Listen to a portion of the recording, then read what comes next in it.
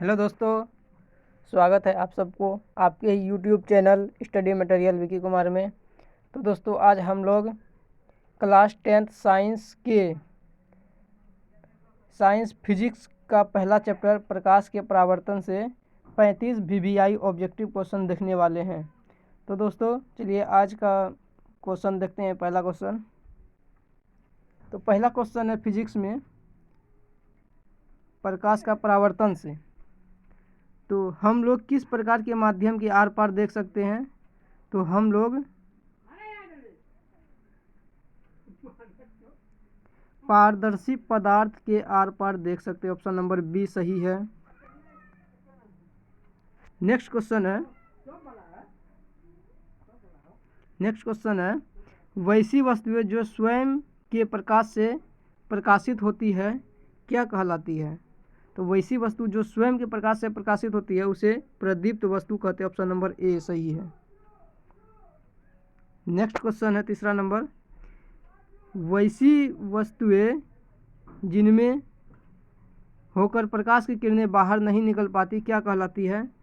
तो वैसी वस्तु जिनमें होकर प्रकाश की किरणें बाहर नहीं निकल पाती अपारदर्शी वस्तुएं कहलाती है। ऑप्शन नंबर बी सही है।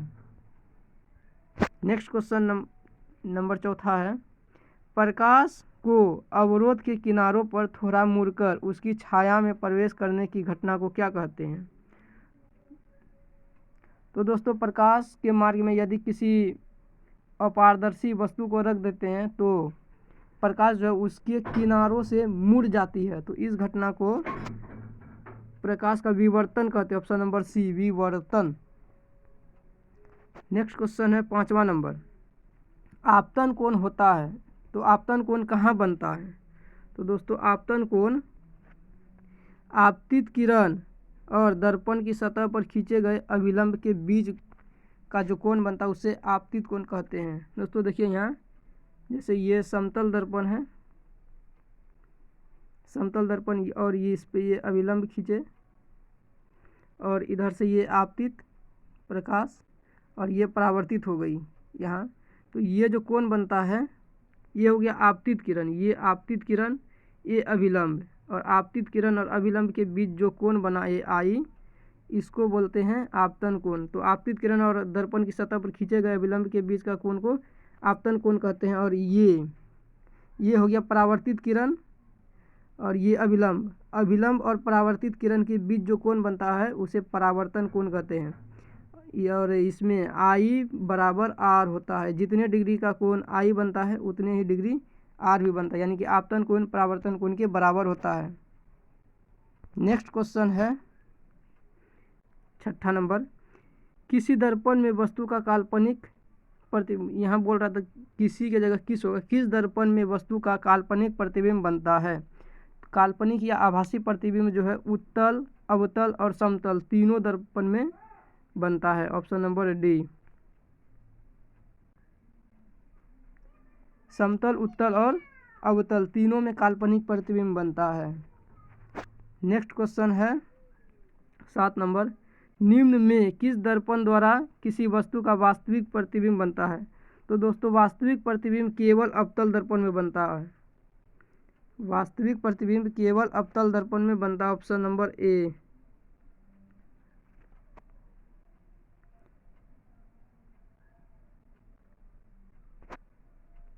8 नंबर का क्वेश्चन है, निम्न में से किस दर्पण द्वारा बना प्रतिबिंब सदैव आभासी, सीधा तथा वस्तु के बराबर होता है? तो समतल दर्पण में जो वस्तु का प्रतिबिंब बनता है वह आभासी, सीधा और सदैव वस्तु के बराबर होता है, वस्तु के बराबर ही बनता है। ऑप्शन नंबर सी समतल में। नेक्स्ट क्वेश्चन है 9 नंबर, वस्तु से छोटा और आभासी प्रतिबिंब किस दर्पण से प्राप्त होता है?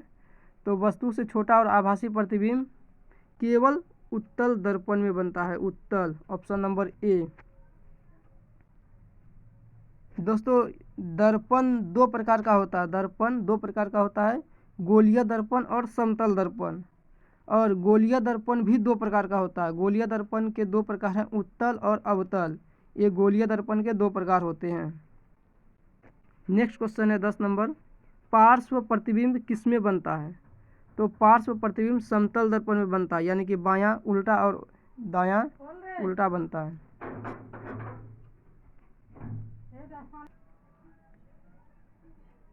दोस्तों हमारे घरों में जो समतल दर्पण लगा होता है, जब उसमें हम चेहरा देखते हैं हम लोग, तो उसमें दाहिना भाग बायां दिखाई देता है और बायां भाग दाहिना दिखाई देता है। इसी को पार्श्व प्रतिबिंब बनता है और यह केवल समतल दर्पण में ही बनता है। नेक्स्ट सवाल है 11 नंबर का, प्रकाश का वेग महत्तम किसमें होता है? सबसे अधिक प्रकाश का वेग किसमें होता है? तो ऑप्शन नंबर सी, सबसे अधिक निर्वात में होता है। जो जितना विरल माध्यम होगा प्रकाश का वेग उसमें उतना ही ज़्यादा होगा। निर्वात के बाद हवा में होगा, हवा के बाद जल और सबसे कम कांच में होगा, इस ऑप्शन के अनुसार। नेक्स्ट क्वेश्चन है, एक ही बिंदु स्रोत से बाहर की ओर फैल रही किरणें क्या कहलाती हैं?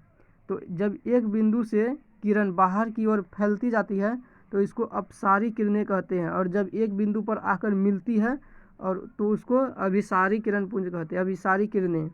और जब दोनों किरण एक दूसरे के समांतर हो जाए तो उसको समांतर किरणें कहते हैं। यहाँ ऑप्शन नंबर बी सही हो जाएगा, एक बिंदु से फैल रही है। नेक्स्ट क्वेश्चन है 13 नंबर का, परावर्तन के नियम किस प्रकार की सतह के लिए लागू होता है? तो परावर्तन के नियम जो है किसी भी सतह के लिए लागू होता है, सभी सतह के लिए लागू होता है। तो सभी प्रकार के परावर्तक सतह के लिए लागू होता है, ऑप्शन नंबर सी, परावर्तन का नियम। नेक्स्ट सवाल है 14 नंबर, यदि आपतित किरण परावर्तक सतह पर लंबवत हो तो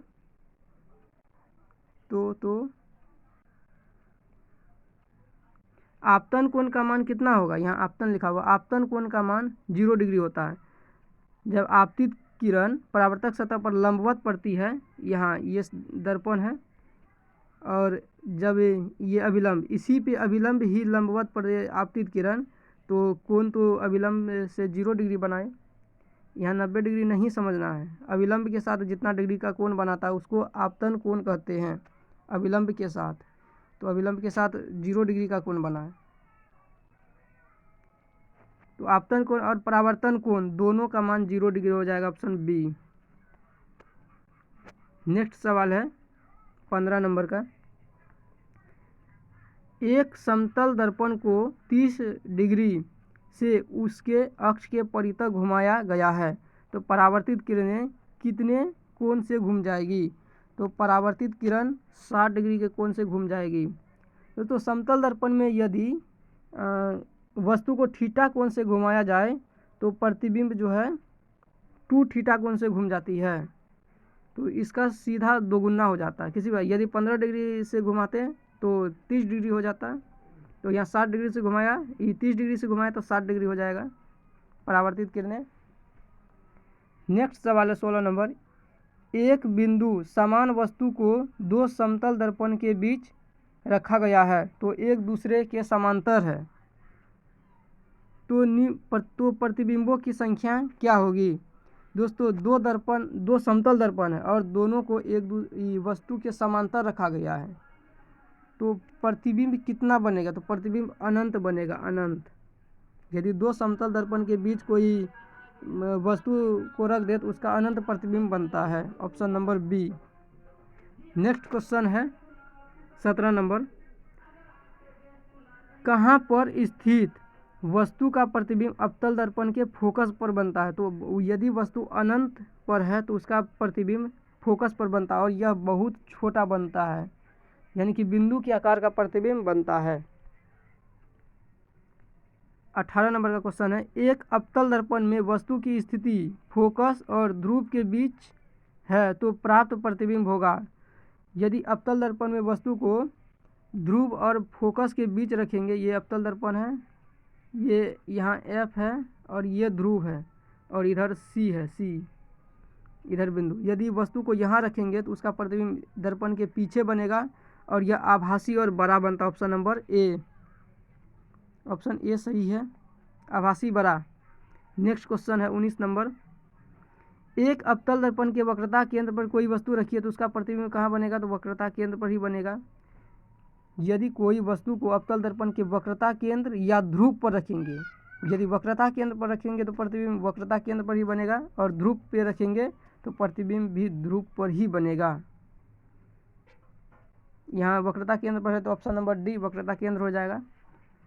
नेक्स्ट क्वेश्चन है 20 नंबर, अवतल दर्पण के वक्रता केंद्र पर स्थित वस्तु के प्रतिबिंब का आवर्धन कितना होता है? तो -1 होता है प्रतिबिंब का आवर्धन। ये अवतल दर्पण के वक्रता केंद्र के लिए ही होता है, -1, ऑप्शन नंबर सी।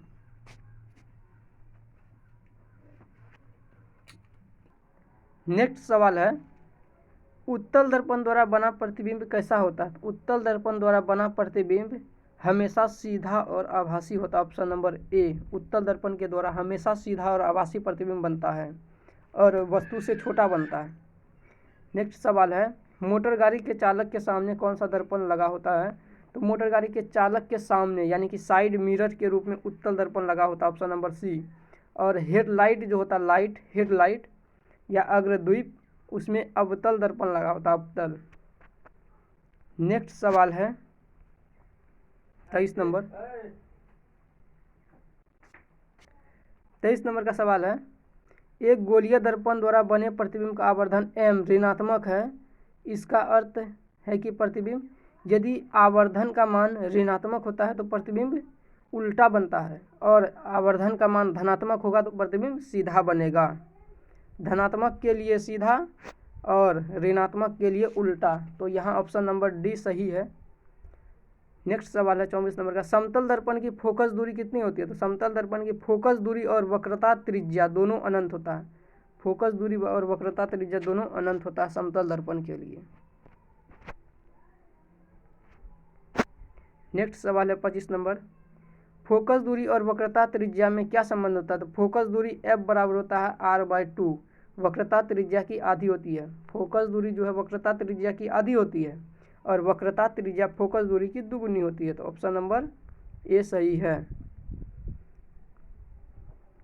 26 नंबर का क्वेश्चन है, उत्तल दर्पण में बनने वाले प्रतिबिंब का आवर्धन कितना होता है?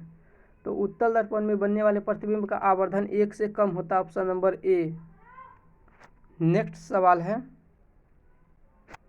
27 नंबर का, किस दर्पण में हमेशा किसी वस्तु का प्रतिबिंब काल्पनिक एवं आकार में उससे छोटा होता है? तो काल्पनिक और आकार में उससे छोटा प्रतिबिंब केवल उत्तल दर्पण में बनता है, ऑप्शन नंबर बी।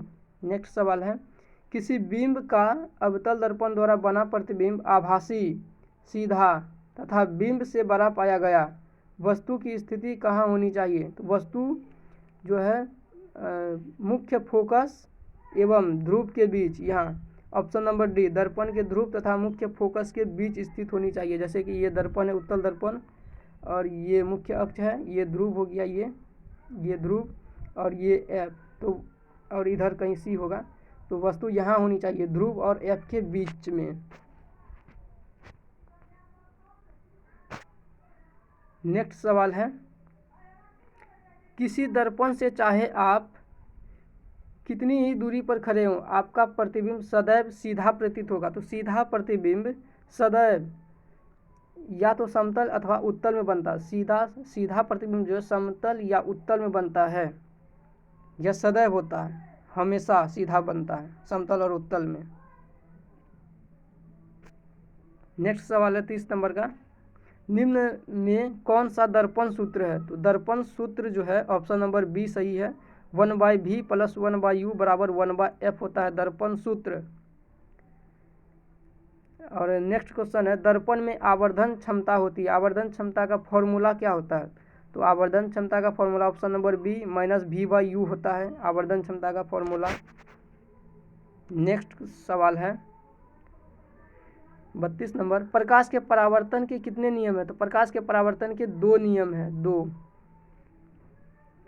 33 नंबर का सवाल है, उत्तल दर्पण को कहते हैं? तो दोस्तों उत्तल दर्पण को अपसारी दर्पण भी कहते हैं। उत्तल दर्पण को अपसारी दर्पण कहते हैं, लेकिन उत्तल जब लेंस का बात होगा तो उसे उत्तल लेंस को अभिसारी लेंस कहते हैं, अभिसारी। लेकिन उत्तल दर्पण है तो इसमें अपसारी दर्पण कहेंगे। 34 नंबर का सवाल है, अवतल दर्पण को क्या कहते हैं? तो अवतल दर्पण को अभिसारी दर्पण कहते हैं, अभिसारी। और उत्तल लेंस को अपसारी लेंस कहते हैं। तो दोस्तों इसके बाद मैं नेक्स्ट टॉपिक का ऑब्जेक्टिव लाऊंगा। तो thank you for watching this video. मिलते हैं नए वीडियो में। धन्यवाद।